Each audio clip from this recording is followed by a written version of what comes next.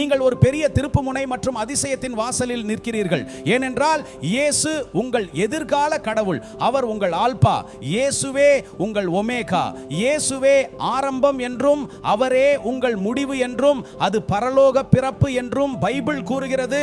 மேலும் அவர் கடைசி வரை அனைத்தையும் சிறப்பாக செய்வார் என்பதை வேதத்திலிருந்து நாம் தொடரலாம். எதிர்காலத்தில் சிறந்தது உங்களுக்காக காத்திருக்கிறது. சிறந்த பருவம் உங்களுக்காக காத்திருக்கிறது.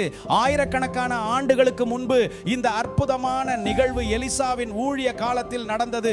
ஓ, எலிசா என்பதன் அர்த்தம் யெகோவாவே என் இரட்சிப்பு. எனவே எலிஷா கர்த்தராகிய இயேசு கிறிஸ்துவின் முன்னிழலாக இருக்கிறார். ஏனென்றால் நீங்கள் இரட்சிக்கப்படுவது அன்னை மரியா அல்லது ஜோசப் வேறு எந்த புனிதர்களாலும் அல்ல.